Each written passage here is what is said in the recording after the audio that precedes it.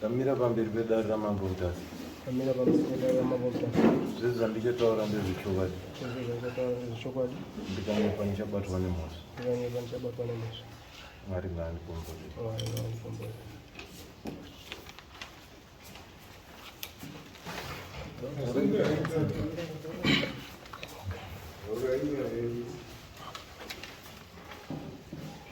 Pamusoro yechangamiro. Pamusoro yechangamiro. Ini ndinonzi Robert Gwirize. Ndauyawo ndine nyaya yangu inechekuita nemakakatanwa pamusoro pemuganhu nemunhu wandinorima naye. Takapadzana naye panyaya dzekurima idzodzi kwemuganhu. Munda uyu wakatengeserwa tapiwa nhamburo nevanhu vekwanyapwere vaive muridzi wemunda. Saka ndizivi changamiro kana ndichidzinidzwa kuti kutambidziwe kugara nechekuita nemuganhu wacho.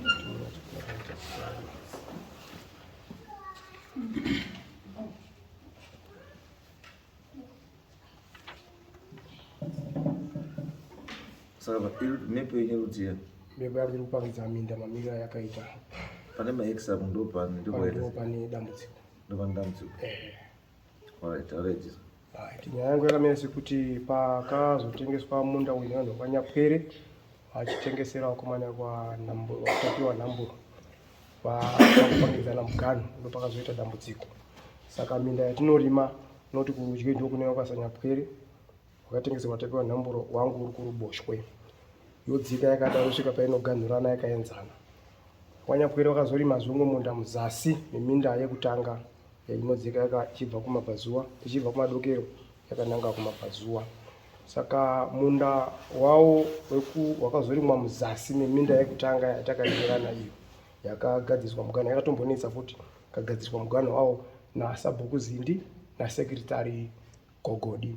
Saka patinoperera paminda iri kudzika ichibva kumawirira yakananga kumabvazuva painoperera ndo pakaita wakanyapwere wangu tati wakanyapwere uri kurudyi wangu uri kuruboshwe. Paunoperera wakazorima zvimwe muzasi meminda yedu yekutanga iyoyo uchibva wakabata muzasi memunda wawo uchisvikazve muzasi memunda wangu. Saka wapanzvimbo inomaka munda wangu wakasiya muganhu uri pakati peti yawo yemunda yekutanga munda wawo wechipiri neti yangu iri kumusoro. Pachibva paita muti wemusonganyamba uri pakona chaipo chaipo pemunda wawo. Paita muti wemumango watakaupangidzwa kuti muganhu uri kupatsanura munda wangu uri kumusoro nemunda wawo uri kuzasi wakazorima pechipiri. Saka patakapangidzana muganhu saizvozvo mukomana kwanhambura wakauya achichibvunza kuti hambai tootema muganhu uri musesoro. Ndikati nhasi Sabata handigoni kuenda kopangidzana nemuchi muganhu. Saka wakachinotema munda kumanheru kwacho ndokubva taenda kunopangidzana pawanga watema muganhu. Ndokusvika pamango uri pamukana uri kupatsanura munda uri kuzasi wanyapwere wakatenga nemunda wangu uri kumusoro. Ndokubva watema muganhu uchikurosa kana uchikurosa muganhu uri kutopatsanura minda yedu uchipinda munda mangu. Saka taakubva kumba tichienda kumunda takabva ndavati chiuya ndikupangidzei tichitanga kumucheto kwemunda tozokupangidzai kuzasi kwatakadini kwatakapangidzana muganhu. Wachibva ndikaiza yai kuno tikupangidzei mukati uko tunodini nekuti kumucheto kwemunda ndikuno uko takuenda mukati. Saka takazviita katatu kese tikanzi yai kuno ndiende kuona zvawada kuedza kutaura. Tasvika mukati macho takabva ndaona watocheka muganhu ubva pamango uyu uri kupatsanura munda weti kuzasi yawo miti yangu kumusoro wachibva wapinda mumunda mangu. Tikati vakomana pamatema muganhu apo handipo muganhu uri kumucheto kwana ndida kukupangidzana. Saka wapedza izvozvo tambonetsana takatazoenda kundakupangidzana. Musoro kwemicheto yemunda ndo wakagadziswa muganhu naSabhuku Zindi naSekretari Gogodi. Kutori kwakamakwa kwakati chechetere uchibva kumawirira uchidzika kumabvazuva zvakaskwatuka hawana kutema muganhu uchibhenda bhenda. Saka pakuwapangidza muganhu iwoyu kumusoro kwawo wakati patsanukei taakupinda nechemukati kuzasi kwacho uchienda kumuganhu uri kuzasi kuya uyu nemukana uri kupatsanura tiya wakazorima kechipiri mashure yedu yekutanga. Kwakabva kwaita tii yanga yakabatana batana. Kuti ndikasimawo tii yangu zvaingonetsa unongoza kunetsa kunge uchingoita vanyapwere vacho vaibva vasima tii yawo padhuze neyangu. Ndikasima tii yangu osima tii yawo padhuze neyangu. Saka kuzasi yakabva yanyasobatana asi kumusoro kwaita kakupatsanuka. uchibva waenda kopinda muganhu uri kuzasi ndopatsanura munda wangu uri kumusoro neti yawo iri kuzasi. Saka nanhasi ndazoti wakomana zviri kunetsa ndikadeedza Sabhuku atibatsire pakugadzisa muganhu. Sabhuku akazouya ndavataurirawo kati Sabhuku muchitarisa mamiriro akaita nzvimbo iyi tii yokasanyapwere ndei wachibva vanongedzera tii iri kuzasi kwemari kwasanyapwere kandi ndeiyi kati hongu Sabhuku ndazvinzwa. Saka wakazojambire muganhu uripo uyo vakamangu uchipinda mumunda mangu. Sabhuku achibva ati ina ndichaziyo bai kati hamuchazivi nekuti handinoona kuti mukana uripo rupasana minda yedu ime mukuti chii nemamiriro akaita munda sekuona kwamuri kuzviita kanza ndichaziyo ba kana zvigora munokwedza nyaya yenyu yoenda mberi. Taendesa nyaya yangu kudare yachangamire zindi vakangonosigirawo zvanga zvataurwa naSabhuku zvisiri kundigutsa zvaita kuti nyaya yangu indikwidze ichiuya kudare renyu changamire mutasa. Nyakwira wacho nyakwira uri kuzaa nyakwere aripo gauya nyakwere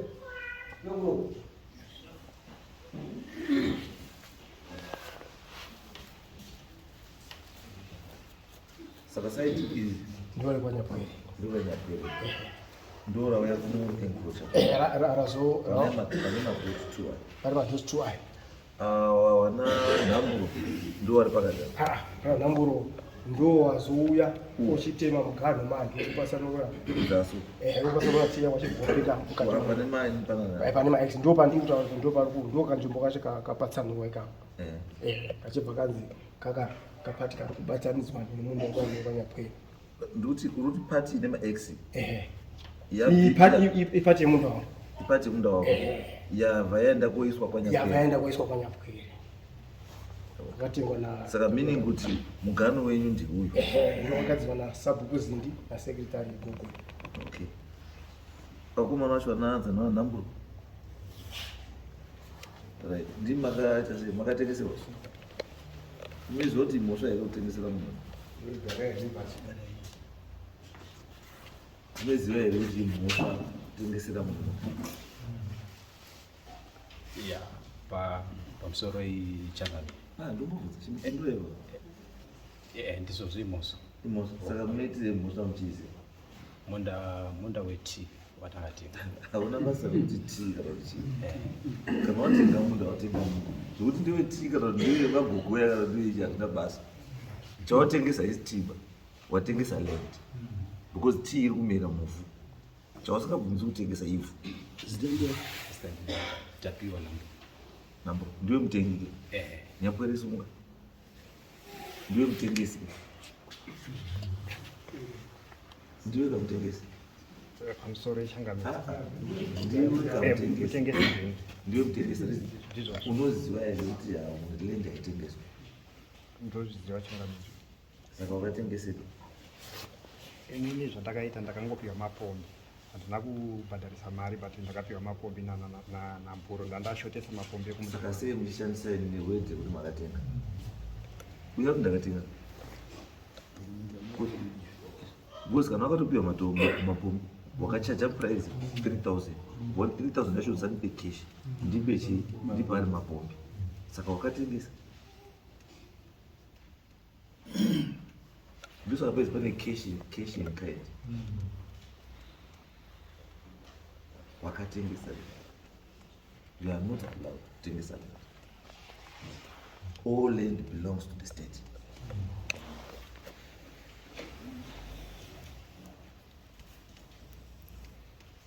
Itese kana unaona kuti land hauikwanisi kana kuti hauchaidi unoisarenda kuna Sabhuku wotsvaga umwe uba haunokwanisa kubhadharwa chete palendi yako yemadevelopments aripo. Kana paine miti unobhadharwa miti, kana ukacheresa zvitundu ndo zvinocheresa unobhadharwa zvitundu, kana paine dzimba ndo zvaunobhadharwa, ndo madevelopments aunoita sei aunobhadharwa iwapo, asi not kuti unobhadharwa ivhu. Kana pasina chinhu harisi rako ivhu, you just pack your digs and go surrender land, ndo mutemo wenyika.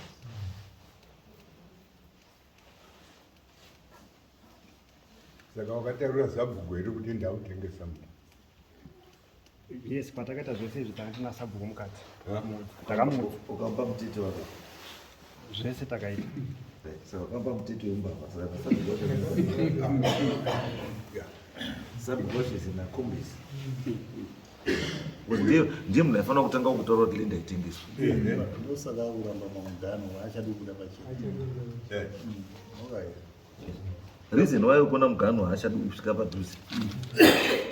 Ibuza uziva kuti zvandakaita kwaya kuenda ndakobatwa kuti ndakadya. Pamusoro echangamire. Murume uyo zvakutaura kunyema. Because sabhuku hongu mutero ndakamupa pamwe. Asi chakaitika pano chekuti murume uyu inini handichagari nzvimbo yacho bani. Saka sabhuku akati iwewe handikupi advantage ba yekuti upe mugano because handichagari newe. Munhu andinogara naye munomu ndiye watinopa advantage. Murume anonzi Sagwirizo akachinja ega mugano about 3 times. Nanhasi ari kungochinja mugano. Akapiwa akanzi iwewe taura pane mugano wako naSabhuku. Akanongedzera pekutanga. Kechi2 akanzi kekutanga ndakaenda neumwe munhu wandandoda kupiwa naye mapombi atinozowirirana. Saka ipapo pakachinja futi akati mugano ndi uyu. Sabhuku akawirirana nazvo. Then munhu yakundikana kundipa mapombi ndipo takazorana naNhamburo. Then ndatorana naNhamburo tawirirana. Takaenda futi tese naye Sagwirize paground. Sagwirize akanzi naSabhuku ipa zvefuti mugano. Sagwirize ndiye akamaka zvefuti mugano kuti mugano wangu unoperera apo. Then zvadaro isu hatina kurambirana nazvo takabvumirana nazvo. Tabvumirana nazvo isu takabva taenda kwatanda kugara handitika. Taenda ikokoko takanzwa futi saNhamburo akutifonera kuti Sagwirize vakuchinja futi mugano. Ipapo ndo pakazoya vekwa Mambo Zindi Sabhuku anga aripo. Nyaya yanga yaenda futi kwa Mambo kwa Ishe Zindi. Ishe wakauya zveshuwa akasesa land kuti yakamira sei. Vakaona zveshuwa kuti Sagwirize mataura kuita ndezvekunyeba izvi because ndiye aingopa ega mugano. Isa tinobvira tapiwa advantage naSabhuku yekupa Sagwirize mugano. Iye ndiye aitotipa mugano. Wamuda kutiza nyaya yangu. Nyaya yangu ndiyo kuti wakatengesa rendi. Ndipo ndichiri.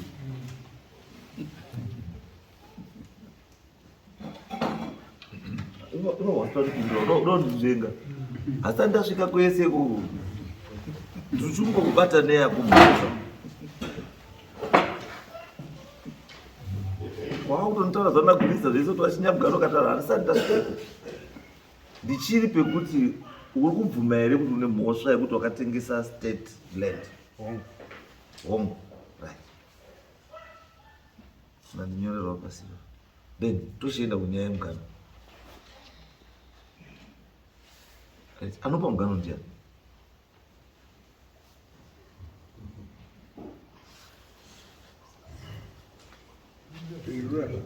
Ipapo anopa mugano it depends nekuti isusu kana tichiwirirana tiri vavakidzani kana kuti vagarisana handitika tikawirirana togona kupanana tega mugano tichitowirirana. Asi kana tikatadza kuwirirana anokwanisa kupa mugano ndiSabhuku kana kuti Ishe. The procedure is munhu kana achipinda munzvimbo achibva kwaari kubva paanosvikira anosvikira pamba paSabhuku. Titizanisi Ndizvo.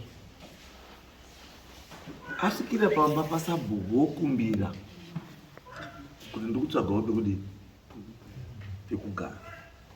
Sabhuku kana paripo woti paripo, kana pasina woti hapadi.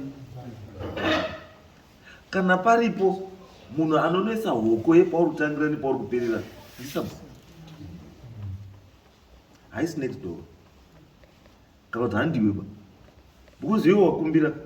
Kana wakumbira wozvipa futi mubhaundari uti. Pamusoro echakadai.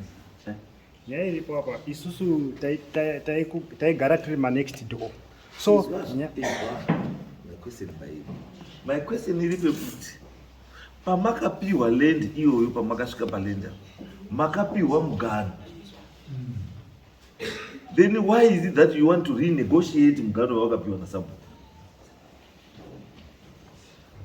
nhaurirano yako nenext door iri pari pamugano wawakapiwa iwo, because next door yakapiwa mugano wayo, iwe wakapiwa wako.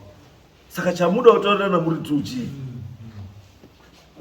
pamusoro ichangamiro chinoita kuti varamba vachitaura nyaya yemugano inyaya yekuti ivo vagwirizi vakavaka mustendi mangu portion, then ini ndikavati vagwirize hongu ndirizoona kuti makapinda mumunda mangu, but inini kuti ndichati imba yamawaka pamawaka hazvichaitiba, so imimi ndipe imwe portion, tikawirirana zveshuwa vakandipa imwe portion, but vakutora advantage iyoyo yekuti takambowirirana kuti ndivape imwe portion, vakuramba vachingochinja. Ndo zviri kuitika patiri navagwiriza. aiwa izvi vashamwari pandiri kutaura, you set the wrong president. andaiuruzaiura wakaseta wrong president, kuti wakabvumidza munhu kuti aite zvaanoda mulendi yako, ndokubva akutaurira zvaanoda, then you complied nezvaari kuda, ndobva adzoka futi, ndobva aita futi zvaanoda, hauchakwanisi kumukondora because kekutanga wakatadza kumukondora. And inini my question ndekuti chiri kuti utadze kukondora munhu paproperty yako chii? Because zvakundipa mumwe mufungo manje pamusoro echangamiro amira, zvakundipa umwe chii, umwe mufungo. Mufungo wendakuita manje ndeyekuti imi muri two, iwewe nauyu, it's either you are settling there or you are settling there illegally. Because amukasonga muchema nenyaya yemaboundary kasabhuku uripo ishe uripo andika moramba mutaura kuti muchema nenyaya yeboundary one, so it means muri two gwiriza newe hamuzivi mugano, and the fact yekuti hamuzivi mugano is because you are illegally settled ipa pamuri papo makazvipa. I'm not going to suppose you are negotiating muri two, whereas you are not supposed to negotiate. You are supposed to be told kuti you unotangira pochiperera apa, you unotangira pochiperera apa, you unotangira pochiperera apa. Why are you negotiating? The fact that you are negotiating means kuti muri two hapana unoziva panotangira nepanogumira. Makapapuwa nani pamuruka? Aiwe chingomira uri mutengi. Wakapapuwa nani? takapapiwa nasabhuku. Saka ndo wasikaenda kuhofisi sabhuku manyazi kono. Sabhuku pekutanga yes takanegotiate handisika, then varamba sei nyaya yako isina sabhuku mukati. ina sabhuku mukati. Saka sabhuku Uri ishi sabhuku wacho. uri bano.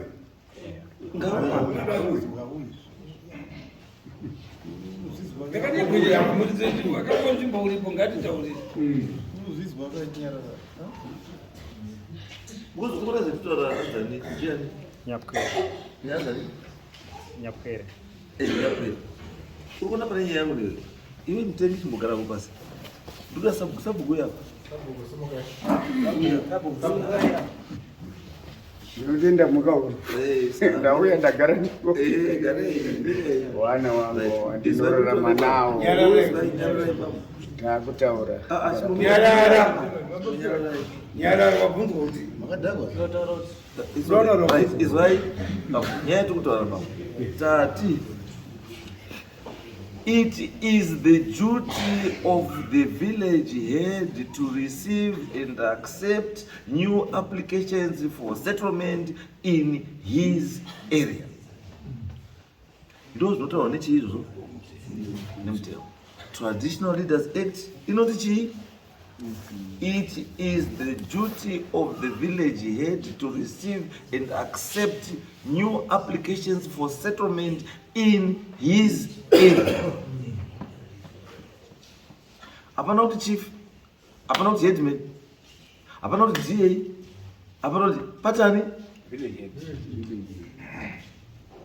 And the process is kana village head maita application awana tsamba anozitora, azitora kana ina upekugara apaona pekuda kuisa munhu anoenda kuward assembly. Unotaura kuward assembly kuti ndine ma applications 10 wanoda pekugara munzvimbo mangu. Right now I can only accommodate 6. What do you accommodate wapi? Now. Say what our 6, you explain.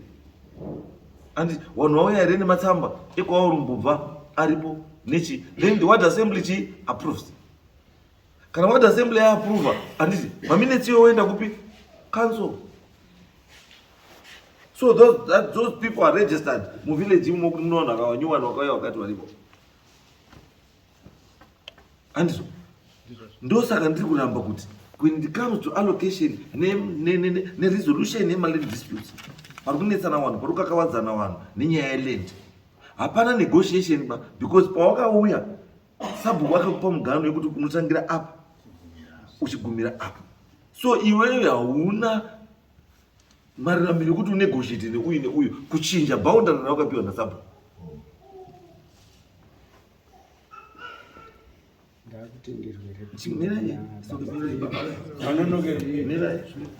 Right, munozaruza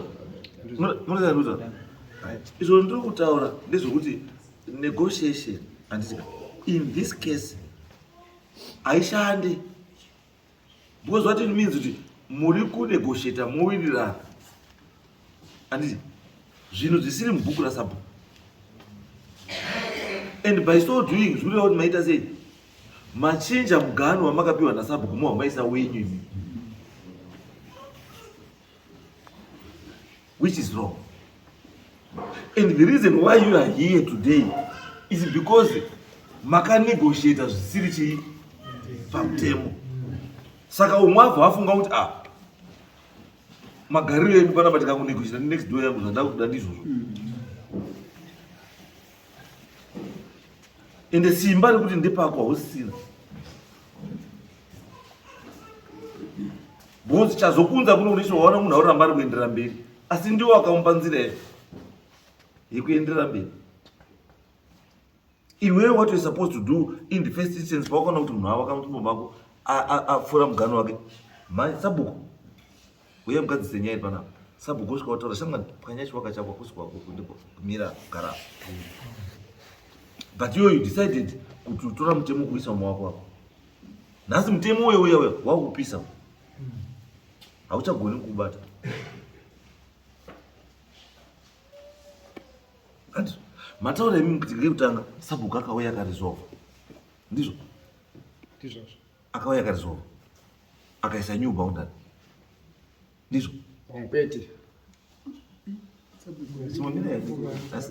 chakubvunza imi mirai aiwa it's okay mucharamba henyu chimbomirai timotaura andika sabhuku akauya nditi wangu sabhuku akapa new boundary akapiwa nagwiridze new boundary.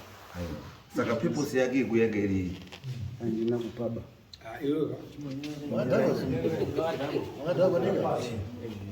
achimugara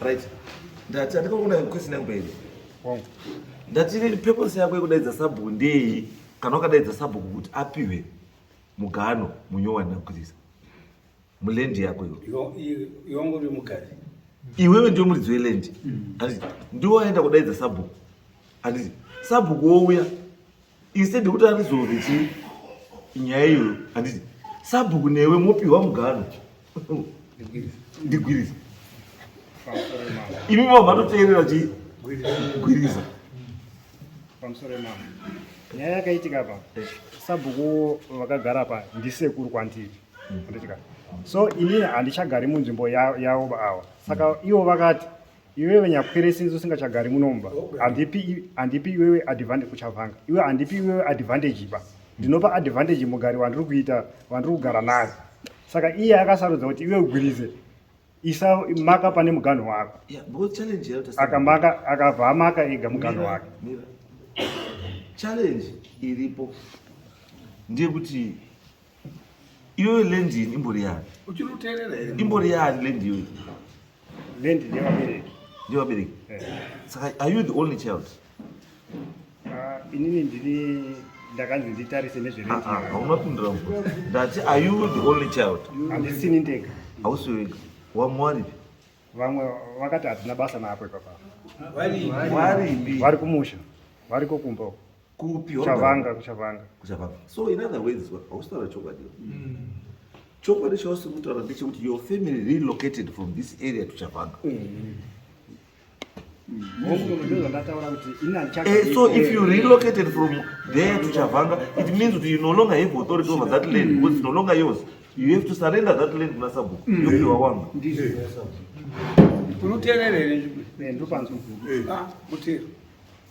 Mutero ndaiterera but izvozvo zvandichatereri ndakabva pakatorwa neokwanambo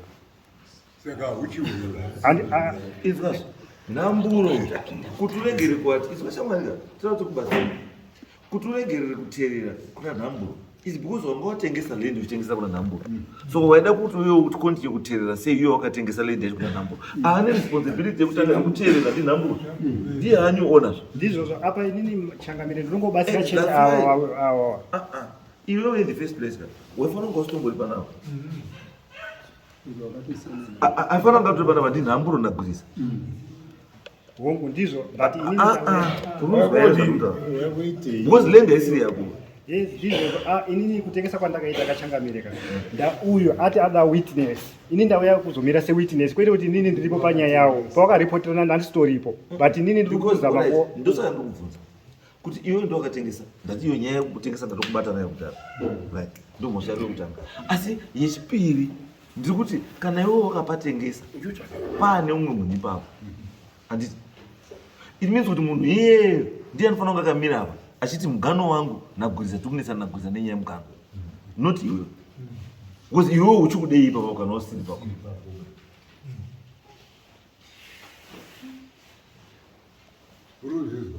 ndikupanzwisisa changamira ini anodaidza witness baba you are now coming in as a witness asi andadaidza witness baba iwewe andisanda kudaidza baba because you are coming in only as a witness not as owner because you have disposed of this land land wakabvapo wawe uchavhanga iwo dai ndandoti uchavhanga ndiyo nomiro chinde yako but iye hausipo because wakati wakapa Namburo munhu anofanira kunge ari kumira as complainant apa munhu anokwanisa kunge achimira apa ari complainant ndiani ndi Namburo saka inini Namburo nyaya yake inenge iri yekuti chii Namburo achititaura kuti Namburo mugano wawakamupa iwewe andizvo pawakamudini pawakamutengesera ndiwe here mugano wacho kuchengetedza kana kuti ndiwe here mugano unozikanwa naSabhuku akaona nyaya chipedi nyaya iri pekuti iwewe pawakatengesera Namburo wakamupa mugano yekuti land yako inotangira apa ichipedera chii apa saka Namburo ndiwo zvaakudii zvaakushandisa izvozvo zvawakadii zvawakamutaurira nezvawakamupa andizvo saka ndiye anofanira kunge arumira mudare munomu achidhifenda zvinhu zvawakaita sei zvawakamupa andizvo noti iwewe its like izvozvi ndatenga imba yangu Greenside ndobva ndatengesa imba yangu Greenside ndotengesera munhu ndobva ndakupa mapepa ese estate agreement of sale everything ndakupa zvese pava paita issue nenext door kuti pauri kurima ndindaisorima magwira ndichinodzoka kwauri hereni kana uchindida weipa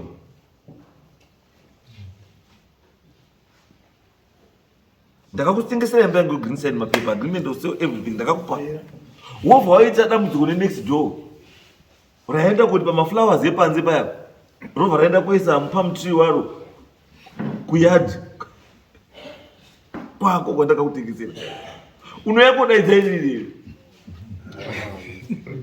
kuti next door yako yasima pamutri pamba pako pawakandipa paya unoendepi munokutaura namega iwewe wakaenda kukanzuru wopiwa mugano nemapepa ako akakwana uyu munhu chamwarotawasemwari gupa kugara andizvo zvakafanana newe zvozvarikutaura iwe wakatobva uri kuchavhanga iwe apana Namburo munhu anofanira kutaura nenyaya yemugano ndi Namburo iwe kana tiri kubuda as witness tokudaidza kuti witness munhu akapogara wapo mugano wako kamira sei because ndoko kapiwa nasabhuku.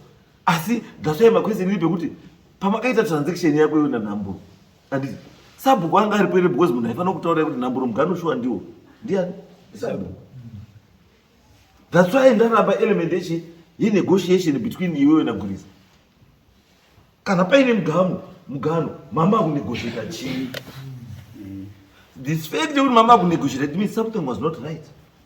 But transaction yenyu kana pakaitire kenyu kama kaita zvinhu zvenyu something was not right. Nhamburo sunga iwe gara pasi.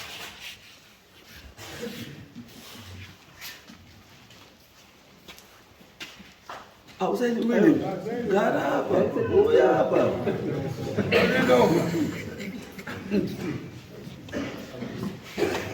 Pamusoro imambo. Yes. Nduti nini? Mugano wawakapiwa iwewe na Nyapwere pamakapana chi land. Unoziva? Ndinoziva. Unoziva. Saka dambudziko rako iwe riri papi? Dambudziko riripo nderekuti sabhuku patakazvita anga aripo. Sabhuku tichitanga kuda kupinda munda sabhuku akati inini handina mugano wandiruziva. Asi kunze kwako iwe Nyapwere naGwirizi Nhamburo anonge aripo pakuzwa zvamuchawirirana imimi. Nhamburo akazwa zvamuchawirirana imimi neni sabhuku ndiripo ndichazova witness yemugano wamunenge mabvumirana. Saka takapinda palendi tikafamba. Sabhuku akadaidza wanhu wakaganurana wakakomberedza munda iwowo. Wakauya zveshuwa wanhu. Right, ndipo era apa zikazi ndipo ngatifambe. Tasvika kusaidi raSagwirizi. Right, Sagwirizi anga ari pamberi ndiNyakwere. Akatanga kuda kukwidzisira nemugano Nyakwere. Sagwirizi akati kwete.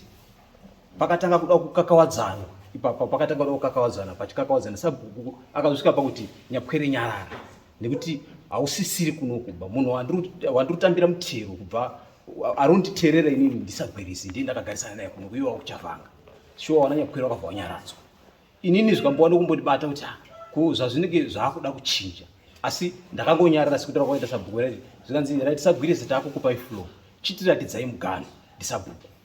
Right, Sagwirizi akatanga kuti mugano unotena so achibva atena zveshuwa zvikanzi vatafamba sei vatafamba zvikanzi kusvika pamango uyu urapo vatasvika vatamira pamango. Muprista waSabhuku anga aripo achitongotsetsa miti achisetsa miti. Right, Sagwirizi zvatasvika panapa toita sei mango yakabva watowezo zvikanzi vatakwira straight kubuda kumabhanangu kumusoro. Muprista waSabhuku ndobva atsetsa umwe next muti. Asisa mumwe muti Sagwirizi akati nona Nhamburo takagarisana tinozosara tozoonesana. Sabhuku akati ndiri murungozvizwa zvikanzi wanoisirwa kuti azvishuwa vatatongozi yapera ngatibude. Patabuda right tabuda asi Sabhuku aingotikomedza nona Nhamburo mugano watiratidzana ikoyo musatore time uba ngautemwe mugano imomo kuitira kuti tichiri kutondera zveshuwa tabuda payapo tati ipapo yanga iri Saturday Sunday takabva tati kuma3 vatasvika paSagwirizi tikati Sagwirizi tauya ndandine munin'ina wangu ndabozi munin'ina wangu ndiwanzonga tichifamba naye. Sagwirizi akati nhasi isabata rangu. Tikati tatoti tionesane pamugano pakaizwa nhasi isabata rangu. Apa tatoda kushandisa mashoko akanga taura Sabhuku kuti kurumidzai kugasa mugano tichiruziwa. Zveshuwa takadzoka Sagwirizi akati asikana magona takabva tati kumangwana mande zvikanzi mande ndaenda unobaisa imbwa yangu kutipi. Asikana magona na Nhamburo moenda mogadzirisa inini ndozouya tozoona kuti ndizviri. Tikati alright pakanaka. Right, tobva tati sandira chino takabva tatoenda vatasvika vata pamango paya vatatanga kutema. Right, tabuda kumabhanana kwaatara kweyo. Tasvika kumabhanana kweyo ndobva taenda kuti rimwe side taakutema rimwe side nemusi wemande tizozwa kuma3 ndandine munin'ina wangu kubva pangarondibatsira Sagwirizi afona muri kupi tikati turutema side rekuzasi uku zvikanzi auya kuno kutobva tasvika nemunin'ina wangu ndiwazonga ndinaye. Tasvika payapo zvikanzi ngatidzike kumunda vatadzika kumunda zveshuwa. Sagwirizi akati matembere makaita ini ndakabva tati uyai kuno kwatakapindira zvikanzi hazvisizvo naSagwirizi zvamakaita hazvisizvo sei tobva tada kuti tipinde zvikanzi mugano unodzikana apa. Takaenda shuwa pakatiratidza Sagwirizi tione tea masimiro yakaitwa nakozi munda uyo wese une tea paka pasina partition yekuti uku kune tea uku kune tea. Tikati ingaona hazvisi kuoneka waSagwirizi kozvo makataura kuti pamango 1 Sagwirizi akati vandangoona kuti angakuita sekukwidza voice vandangoona kuti kuti tikakawadzana hazviiti. Ndobva tadzoka kumba nemunin'ina ndobva taenda futi kwaSabhuku tikati Sabhuku Sabhuku pakauya anga ino vanhu vanga ino about 3 kozoita muprisa wake watati wanga uri 5 wakabva nasabhuku mawitness asabhuku tatadza kuwirirana pamugano yana sagwirizi akuchinja sabhuku ati zvamataura nhamburo zvavataura ndazvizwa asi handigoni kuuya kuba mawitness anda ndiinawo kana asiripoba handigoni kuti ndiuiba sho takagara 1 week tobva taita unga 3 days ino tizo sabhuku abva afona akati wanhu wandakauya nawo payapo waya wapo ndaakuchinja sho takamumirira sabhuku ndobva auya svika payapo akasvika nekwangu ndokufunda sagwirizi ndokudzikawo nevamwe wangu ainawo right tasvika pinda pamberi ndobva tatungamira tobva tasvika pamango payapo patamira sabhuku akati wanhu wandaandinawo mawitness ake aya warume takauya panapa tikaona zvatakaratidzwa nasagwirizi saka inini handina chandogona kutaura ba pari zvino so wakomana ndizvo here zvaitwa nanhamburo gwara rawatema ini wakatarisa sho wakati tikuna zvaitwa nanhamburo 100% hapana chawapotsaba sabhuku ndobva azoti inini ndaakuchisekendawo zvaitwa nanhamburo ndiri kuona hapana chakaipa baba asi nyaya iripo ndeyekuti sagwirizi munogona kutadza kuwirirana nazvo munogona kusimuka yenyu nenyaya yenyu muchienda kupi muchienda mberi handimuzvo right wana sagwirizi wakatanga kuti turiona nyapwere ndio turiona nyapwere ndio turuda iwana nyapwere wao sabhuku akapoti wana nyapwere wachinei ingaonenda akakupai flow baba sagwirizi kuti nongedzai mukanongedza kuti panapa ndo pane mugano nhasi uno maakuti mugano unopfuurira kuenda mberi zvakufamba sei shuwa payapo taparadzana payapo tasvika zvikanzi wana nyapwere pasisina bamuchawada uyu wakatoenda kwawakaenda izvi ndizvo makataura saka takabva tangoona kuti tagara payapo tobva tati inonga wanga uri musi wa 4 September tobva tanasa semone rasvika 2024 rasvika kubva kwa Ishe Zindi isaka tatobuda tatomboenda ndiko tataenda kuzotsvakawo mari ndobva tazoti kutofonewa payapo tikati mashoko emataura taazwa siyai paomba samuel varasiwa paomba takauya shuwa nemunin'ina wangu ndinenge kufamba naye tobva tasvika pamba tobva tafonera kuti taapo zvikanzi alright tiri kudai kudare dare redu rekwa Ishe Zindi rakaitwa vanofanira kanga vari muna September wakaita muna September musi wa 4 September 2024 tasvika payapo wakabva waibata nyaya asi wanasagwiriza wakanga uri pakuti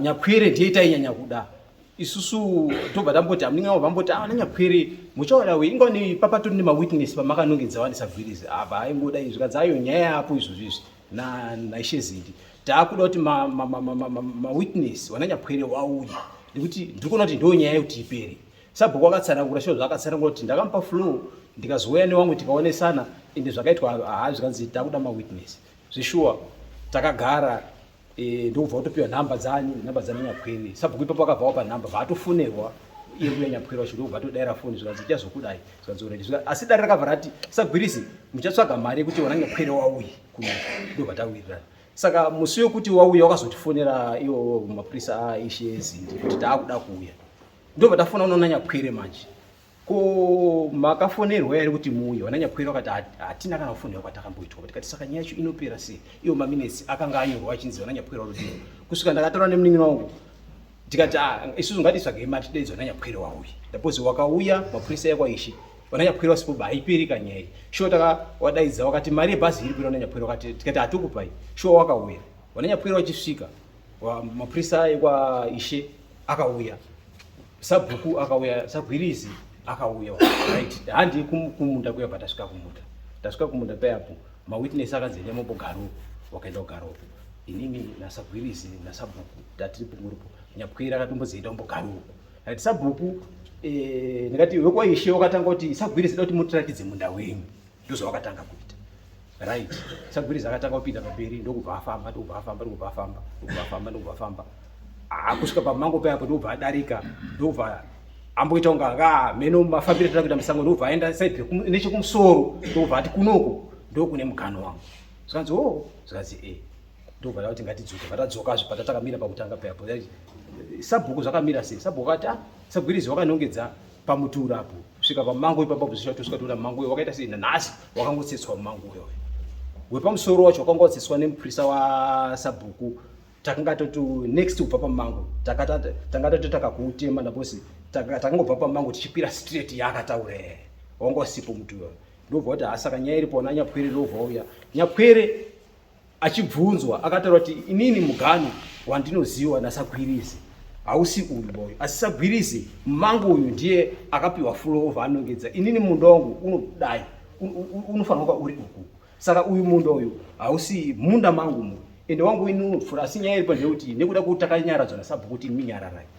Sagwirizi ndiye akanongedza chakanongedza mukadzi tobva tiratidziwe Nyapwere sho akadzoka kwanga angotaura kuyoko wekwa ishi wasati wauya akapangidza wakatarisa zveshuwa miundo yemadima yawakaunda naona mai yacho yekudhara yanga ingoripo yanga ichibudika iri musango right Sabhuku tii ndeyani zvazi tii ndeyaNyapwere Sagwirizi bvadzi mune bhuku iri retii ramakambopimisa tii Sagwirizi akati bhuku ndinaro ndobva abuda ndobva ainaumba kwake asvikaumba kwake Sagwirizi pakatora time kusvika mapurisa ekwa ishawa autoti kuSagwirizi zvabva zimu zukuru wacho nobva atumwa nobva atera tune time obhoya wese bhuku riye zvikanzi handina urona bana Sagwirizi hamuna urona zvikanzi zvikanzi saka toita sei zvikanzi ano zvamatiratidzo esu tazviona taakudzoka mozouya kumaresults maresults edu anganidzwa musi wa 2024 musi wa 1 November ndopata dzimwe 1 December sure December akasvika maresults hatina kuzofoniwa newekwa ishi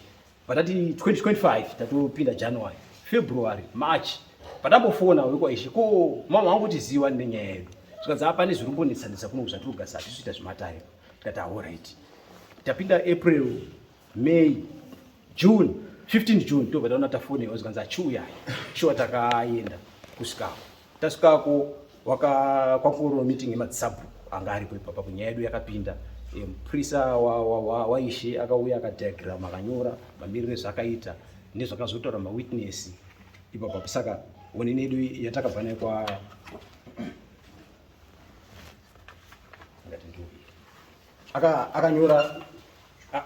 akanyora zveshuwa pasi mamiriro ezvakaita right wakazoipedza pakuti isu maona takazviita takaona sekuti Sagwirizi zvaakataura nezvatakaona zvaakazoita kuwedzera munda hazvichabudi ipapapo ende pamusoro pazvo Nyapwere achitaura kuti Sagwirizi aindifonera ndiri kuMozambique achiti uya kuno iwewe kumashuru uya kuno kuiwewe nhau iripo ndeyekuti ndinoda kuti tipushwa nanhamburo kupinda mukati ndokupa mari handimurikuona asi inini ndakaona kuti anenge akunetsa saka ndakazoti mukadzi wangu iwe chidayira foni Nyapwere akataura kuti Sagwirizi aindifonera ndiri kuMozambique handimurikuona achitaura kuti ndinoda kuti usvike kunoko handimurikuona kana pozi vanonge kuMozambique vanomboenda vanombobata-bata here ikoko saka aingoramba achingondinetsa kusvika ndakazoti inini handichadi kuti aiti hanzi ndikupe mari tipushana nhamburo mugano saka inini ndakasvika pakuti mukadzi wangu dayira foni kuti Nyapwere akaenda kuSouth Africa asi kunokuba saka mukadzi wangu ndiye anga akungokwanisa kutaura naye Sagwirizi kusvika pandakazouya nonge wakazomboya futi kunhamwe kwanasikuru wacho achiti akambonditora futi zvachita kuti toti tiwiriraneka paonini paipa yakuti titese tipushana nhamburo kupinda mukati saka ndingati ndo mamiriro yakaita nyaya yangu.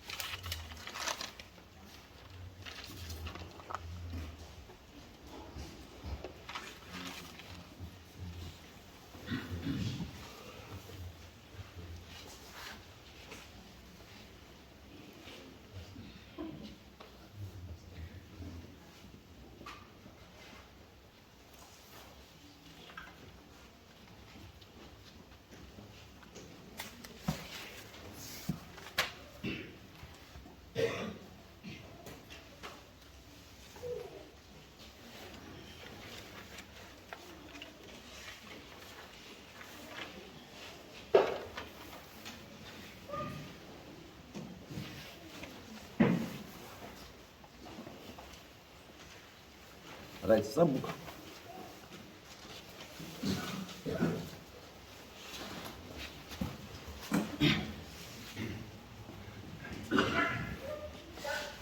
Right. Taura yenyu zvamunoziva nenyaya iyi. pamusoro yeZimbabwe. Yes.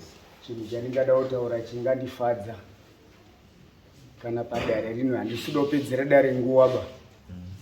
Ndiri kuda kudzosera mubvunzo kuna baba Sagwirizi kuti wane mugano here wawakatarirwa neni kana kuti naishe Zindi pamigano yataurwa yese. Right. Taura yenyu zvinhu zvachichamubvunza. Ndiwo wakatara migano yawo nekuda kwekuti nzvimbo ndanga ndisingaizivi ndikawapa mukana sekutaura kwaita mutauri aita kuti shuwa ndakamunyima mukana ndikapa sababa Sagwirizi mukana wekuti ndiye ari kubhadhara mutero kwandiri. Ndikamuti Sagwirizi, ndimi wandiri kurarama nemi, ndimi muri kuita zvese munharaunda mangu, ndipei chokwadi. Akandipa chokwadi. Nhasi uno akuda kuchinja chokwadi. Mukaona taakusvika pano tatobva kwaishe Zindi. Ndiye aunza kuno. Handizive pandakanganisawo. Ndo masoko angu iwaya ndapedza. Anozwakanaka. Right. Ukaenda ku kukomana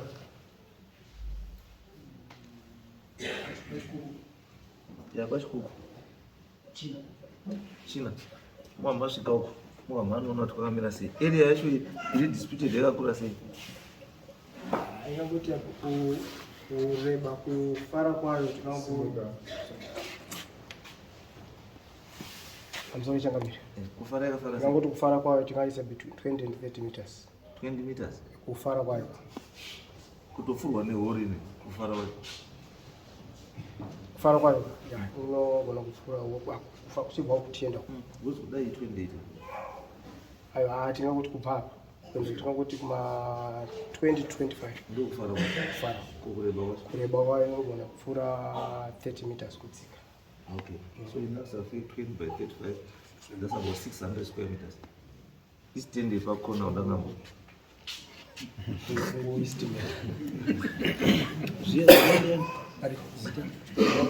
Ndizvo bora. Saka pamukuenda iko mwamba svika uko. Musewe instead. Mwamba toita mwamba ratizwa mimba mwamba wana vamira zvakaita. Ndindo raita recommendation yekuti pachasorongwa sei iko. Anzvo. Right. Target. Ndichikumbirawo mambo kuti pazvinoitikwa ngapawe pane mepu yenyaya yakaitwa naishe Zindi. Ini ndakaiti handiikwanisi nekuda kwekuti ndandisingazivi migano. Asi Zimbabwe rakazwai chandokubatsirai kusabhura. Ukaona nyaya yayo yakunoma. It means it's an appeal against the decision given by a lower court. And in this case, the lower court is the primary court.